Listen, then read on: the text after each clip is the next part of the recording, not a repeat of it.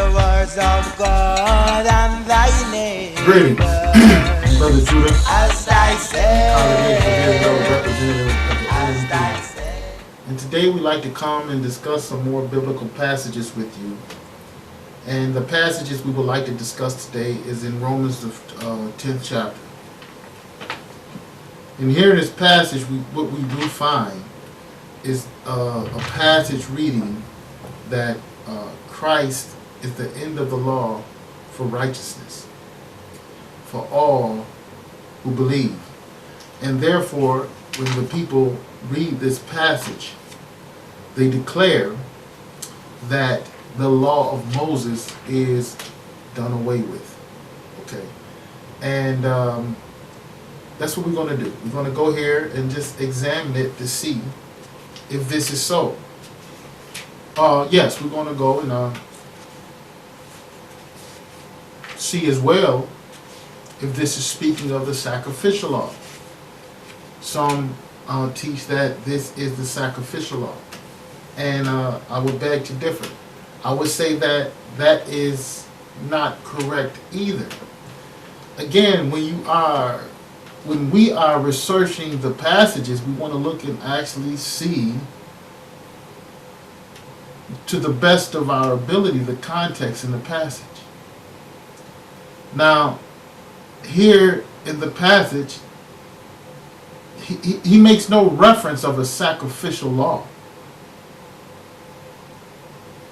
Now, he do make reference to the law. So we have to at least put that much on the table. He said the law. He didn't separate it, meaning moral law, sacrificial law. You know, people separate it, for their own different purposes. But I don't see the Apostle Saul separated, and there's no passage in here that says he separated.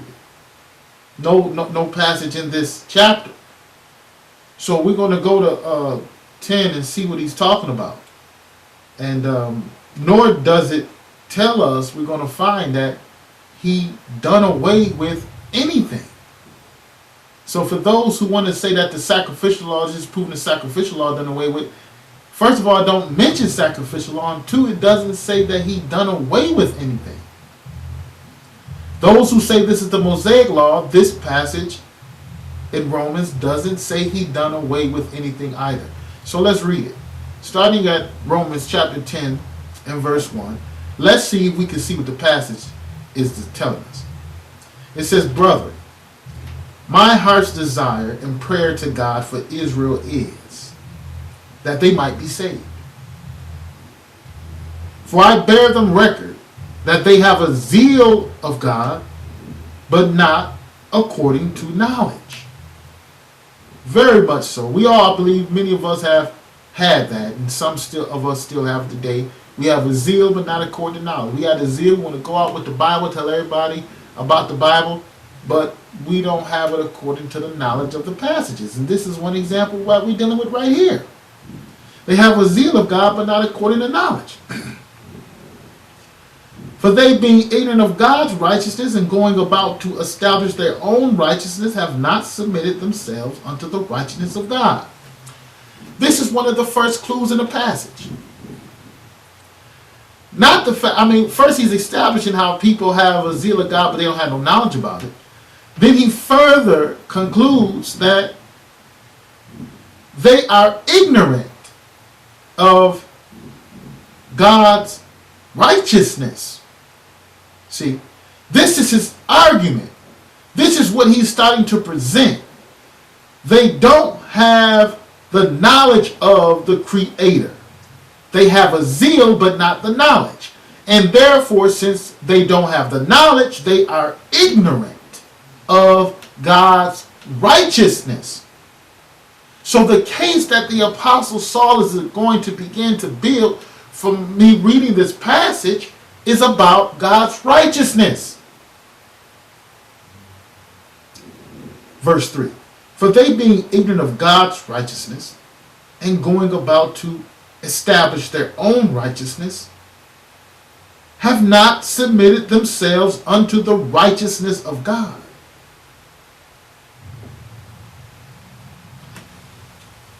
So, what is he establishing before we read verse 4?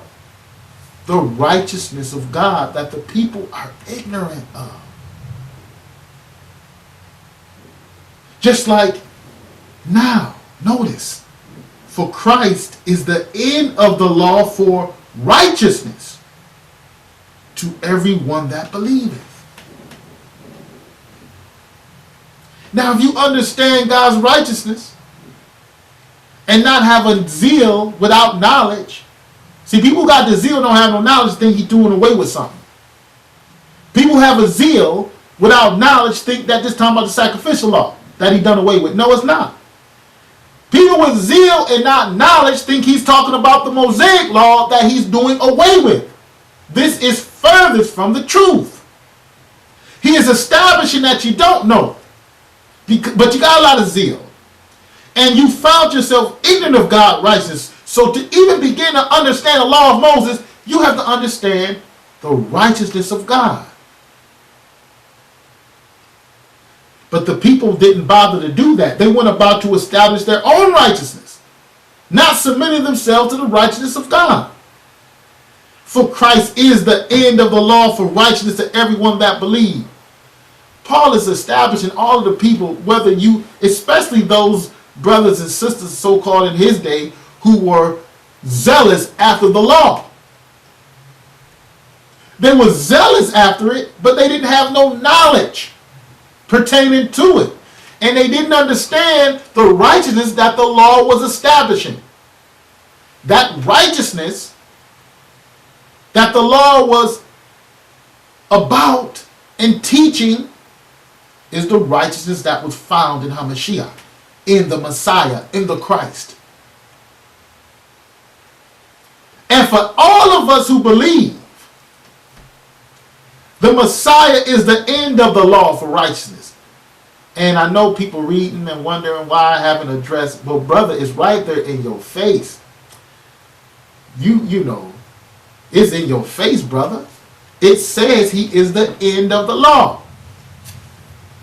It does say he's the end of the law. And because the people might not understand what end means, I think we ought to go into a dictionary and read it. The scriptures also says that the end of your faith is salvation.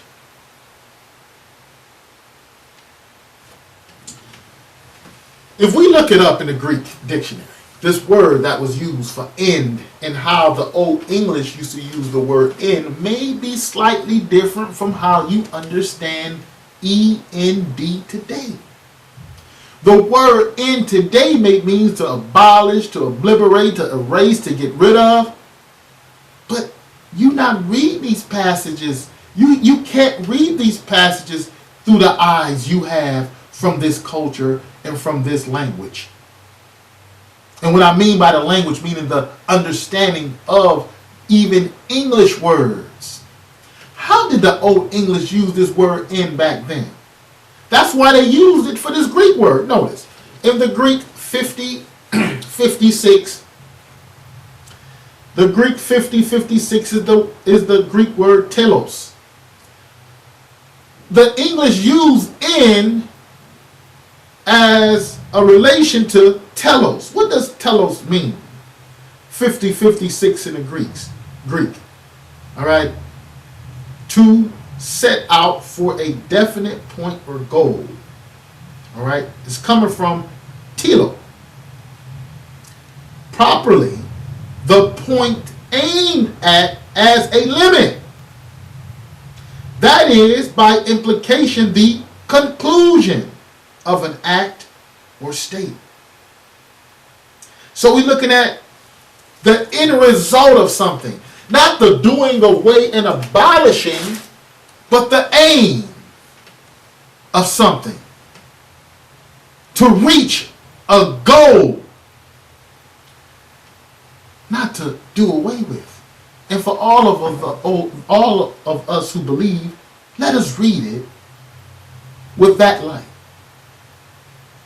For Christ is the goal, the point aimed at, the conclusion, if you will, of the law. for righteousness. Remember, the argument is righteousness. So the argument that's being presented is, look, people, you are ignorant of God's righteousness, but you have a zeal, but not according to knowledge. When you examine the very fabric of the law in Torah, it points towards a righteous one. Meaning that it's instruction for us. And if we obey it, it causes us to be righteous, just, upright. Who fulfilled it? The Messiah. He walked in the law.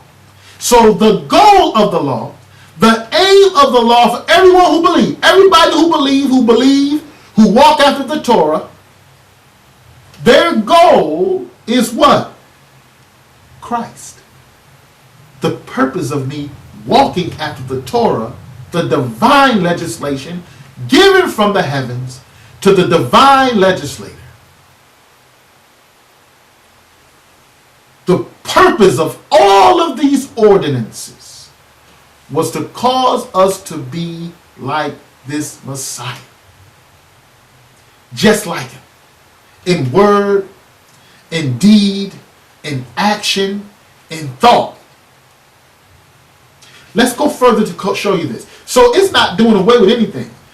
Saul is establishing the fact that the purpose and aim of the law for everyone who believes is to be like Jesus, to be like Yeshua, to be like Hamashiach.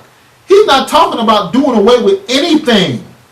He's simply showing you what the law points towards, what the law is aimed to accomplish, what the aim of accomplishment is to be like the Messiah for everyone who believes, or righteous. Let's go show you that this is the argument of all of them. Okay? So we're going to go right here into John to see this argument concerning this goal of the law, or end of the law, to show you that this has been as well a constant teaching throughout the passages of the book. Now we go to 1 John chapter 2. 1 John chapter 2. And let's see what we can find here. 1 John 2, starting at verse 1. Pay attention now, if you can. Remember the righteousness of God and the end, or the goal of the law. Okay? Just like the end of your faith is salvation, the apostles would teach. The goal of your faith is to attain unto salvation. The goal of the law, or the end of the law, is to be just like the Messiah. Now notice that Saul is using the same argument, or presenting the same teaching that the other apostles presented. Let's go here into 1 John chapter 2 verse 1. It says, "My little children, these things write I unto you, that ye sin not. And if any man sin, we have an advocate with the Father, Jesus Christ the righteous. And he is the propitiation for our sins, and not for ours only, but also for the sins of the whole world. And hereby we do know that we know him, if we keep his commandments. He that saith I know him, and keepeth not his commandments, is a liar, and the truth is not in him. But whoso keepeth his word, in him verily is the love of God perfected. Hereby know we that we are in him." Now pay attention, because here it comes. He's about to explain. Hereby we know that we are in him. He that saith he abide in him, ought himself also so to walk, even as he walked. What did the apostle begin to explain? The goal of the follower of the Messiah is to be like him. Number one, that is the goal. Let's flip over. chapter 4, verse 7. It reads, 1 John 4 and 7. Beloved, let us love one another, for love is of God. And everyone that loveth is born of God and knoweth him. Let's skip down to verse 17. So we're talking about being born of the Creator, born of God. Herein is our love made perfect, that we may have boldness in the day of judgment, because as he is, the Mashiach, so are we in this world. Do you see the goal or the aim of these early ministers who still walked after the laws? Their goal was to be like the Messiah. So when Paul said the goal of the law of the Christ is the end of the law for righteousness for everyone who believes, all the believers observe the Torah and what was written therein, with the understanding and the knowledge of the righteousness of God, that it is to lead them towards the way of the Messiah.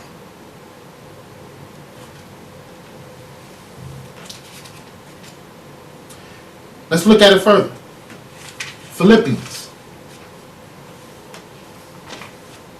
The book of Philippians, chapter 2. We'll further look at it. Philippians chapter 2.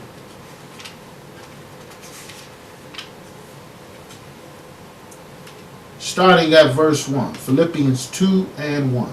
It says, if there be therefore any consolation in Christ, if any comfort of love, if any fellowship of the Spirit, if any bowels and mercies, fulfill ye my joy, that ye be like-minded, having the same love, being of one accord, of one mind. Verse 5. Skip down to verse 5. Let this mind be in you, which was also in Christ Jesus. And he began to talk about the humility of mind that the Messiah had. And he's telling the disciples, let the same mind that was in the Messiah be in you. John said, as he is, so shall we be in this world. Then he declared in the book of John that as he walked, even so we ought to walk.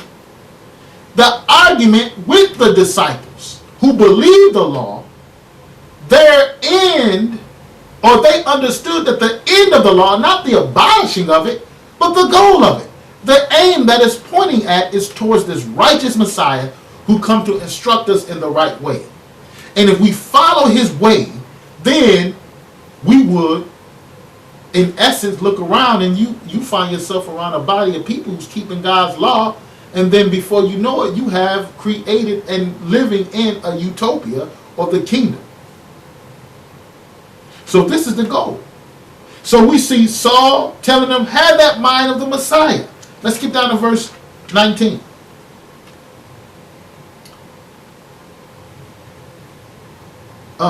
In fact, yeah, let's see here. Verse 19. No, that's good. We're going to go further. We're going to go further. We'll deal with that at another time. We'll go further. I want to go to another witness right now for the time. Let's go into 1 Peter chapter 2. Right here we're talking about in Philippians, the gist was Paul or Saul was continuing the same teaching that the people ought to be like the Messiah. Have his mind. Have his spirit. Be like him. Like John declared. Now Peter going to tell us a little bit more. Another witness. 2 Peter chapter 19. 2 Peter chapter 2, excuse me. 1 Peter chapter 2. Not 2 Peter. 1 Peter chapter 2, verse 19 reads, for this is thankworthy, if a man for conscience sake, if a man for conscience towards God endure grief, suffering wrongfully. For what glory is it, if when ye have been buffeted for your faults, ye shall take it patiently? But if when ye do well and suffer it, ye take it patiently. This is acceptable. In other words, Peter's saying, what's the big deal if you do something and you just suffer? You did wrong, so just take it. You did wrong. But it takes a higher thought to do right and suffer wrongfully. That's when the Creator steps in. However, Peter continues, for even, verse 21, for even hereunto were ye called, because Christ also suffered for us, leaving us an example that ye should follow his steps, who did no sin, neither was guile found in his mouth. So if we're going to follow the steps of the one who did no sin, then that means that we have to begin to walk a path of sinlessness. And when you begin to walk a path of sinlessness, that means you shouldn't sin, correct? We're going to pick that up just a moment. But first, let's go a little further. The Apostle Peter declared we ought to walk and follow the Messiah's steps. John declared we ought to walk and follow the Messiah's steps. So when Saul is declaring in Romans chapter 10, verse 4, he's declaring the same message for those who believe the law, to first understand the righteousness of God, which is in that law, and then understand that the goal and purpose of the law for everyone who believes is to be like the Messiah. Not that the law is done away with, people. The law would never be done away with. Don't even let no false teachers tickle your ears. It'll never be done away with. But if you want to believe a lie, I warn you, if you don't believe what's written and take your time to search the passages and you comfortable in believing a lie, it has been written that the Creator will send you a strong delusion that you shall believe a lie. And how can you tell whether a man is believing a lie or not? Is what he is declaring, is it written? Or what he is declaring is just his own interpretation? What we have been doing today is going to show you the context of what's written, and then showing you and following up with the same context of the righteousness of Christ and being like him. For that was the discussion in Romans chapter 4. The righteousness of God, which was misunderstood, even in those who believed the law. But for the believer, they understood that in keeping the law, they themselves would follow a path that will lead them ultimately to conclude or to wound up like the Messiah himself. Now here in Ephesians, chapter 4. Ephesians chapter 4, verse 11 tells us this. And he gave some apostles, some prophets, some evangelists, and some pastors and teachers. What was the purpose of this? Notice, for the perfecting of the saints, for the work of the ministry, for the edifying of the body of Christ, till we all come in the unity of the faith and of the knowledge of the Son of God, unto a perfect man, unto the measure of the stature of the fullness of Christ. We have to come to the measure, the stature, and the fullness of Christ. By what? Of the knowledge of the Son of Man, which he said the people have a zeal but no knowledge. Through the knowledge, you understand that the idea is to become a perfect man who, as Peter said, Christ who didn't sin. He was the perfect man. And Paul is declaring the same message in Ephesus. To come to the knowledge of the Son of God, unto the perfect man, unto the measure and stature and the fullness of Christ. Live up to what he have lived up to. Do what he have did. Have the same mind that he had. This is the end of the law. This is the goal of the law. This is what the law is teaching us to do and whom the law is teaching us to be like. There's teachers out there who's teaching you the wrong way. If the blind lead the blind, they all fall into the ditch.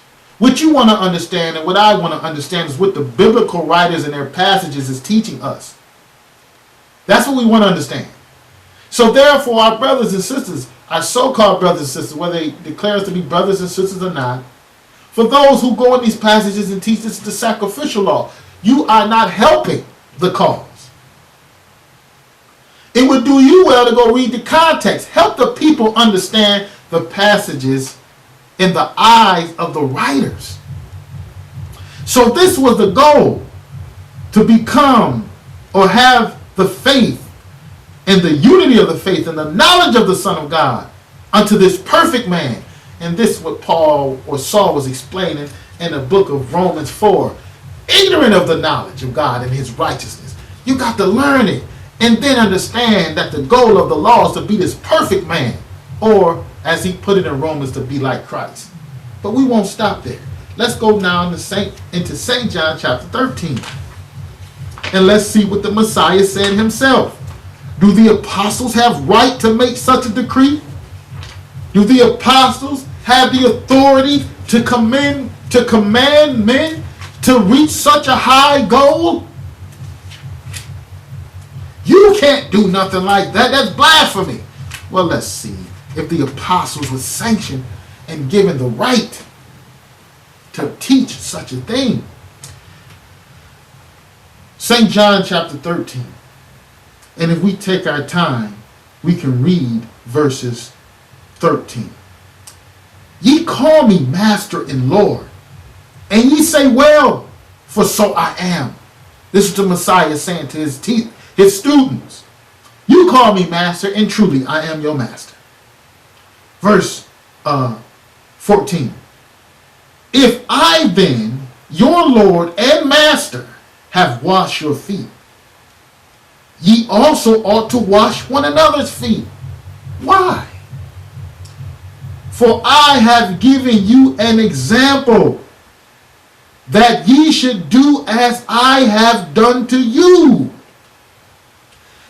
Do you think he just simply just wash one another's feet? No, his life has been an example. The foot washing was an example of submitting,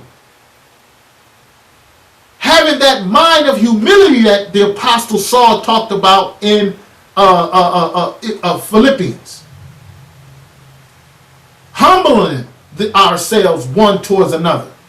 This is what the foot washing signified. And the Messiah was continually teaching, as I have done to you. What you have seen me do, ye shall do it likewise. Everything you see me do, you shall do.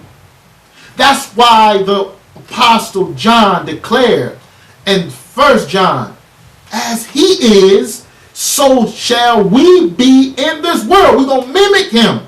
So when we walk after the commandment of Christ, when we walk after the legislation of Moses to do justice and right, our goal is to mimic the Messiah,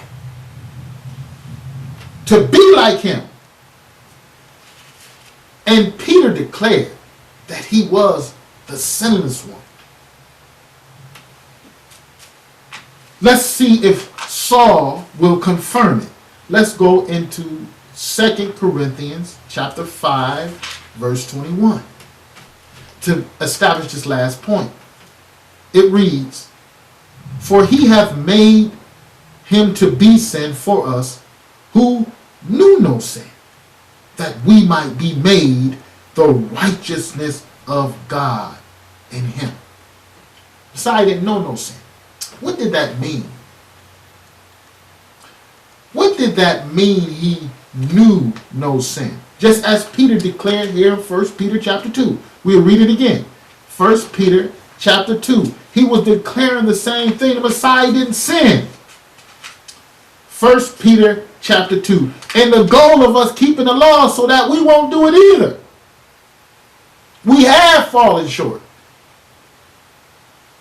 But through through the Spirit of Christ and walking in him, being forgiven of trespasses, the Spirit of God shall lead us on a new and living way. But this one, and as Paul said in verse 21, he hath made him to be sin for us who knew no sin. And in 1 Peter chapter 2 and 19, for this is thankworthy that a man for conscience towards God endure grief and suffering wrongfully. Why is this? Notice what he's declaring. For even hereunto ye are called, because Christ also suffered for us, leaving us an example. Not only was the example was washing his feet, everything he did was an example. He suffered to show us an example to submit to the will of who? God. And what is the will of God? That we keep his law. Now notice, that ye should follow his steps. Peter continues, who did no sin. That's why Paul said he knew no sin. But when Paul said he knew no sin, Paul took it further. Peter said who did no sin. Neither was guile found in his mouth. Now, to do sin and guile in the mouth, where does it come from? Remember what the Messiah said? Out of the heart cometh forth fornication, uncleanness, evil thoughts, evil speaking. Out of the heart. Out of the heart. And that's what Paul or Saul was addressing. He said this one knew no sin. He didn't just say do no sin. He said this one knew no sin. So if sin never even came to his mind, that means he didn't speak sin. And that means he didn't do sin. He knew it not. It was not even in his mind to entertain it. And what is sin? 1 John. What didn't the Messiah? Never came into the Messiah's mind to transgress the Torah of his father. Never came into his mind. Okay? He came to fulfill it. He came to do it. He came to magnify it. It never came in his mind to sit up here and tell somebody don't do it no more.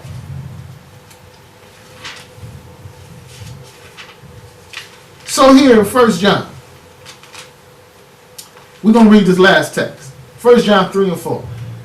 It reads, whosoever committeth sin transgresses also the law, for sin is the transgression of the law.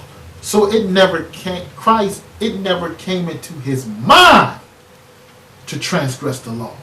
He didn't know sin. He wasn't acquainted with it. It wasn't even his mind to break the law. And therefore, we must conclude then, if he did no sin, he spoke no sin, he thought no sin, then the law and the Torah is teaching us to be like him. It's very simple, people. The Torah is teaching us to have a circumcised heart, to not think sin.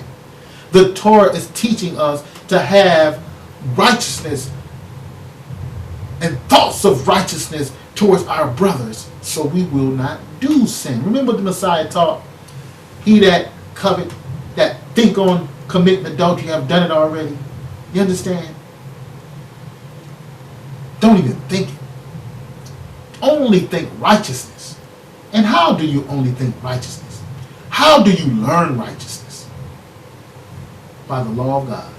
So anyone telling you that the law of God done away with and they using Romans chapter 10 to establish that fact, tell them to try again, because it don't fit. That's a total different context of doing away with God's law than what the Apostle Saul was establishing. So it don't fit. Tell them to try again. And with that, I'd like to say shalom and all those who search the scriptures and the offering.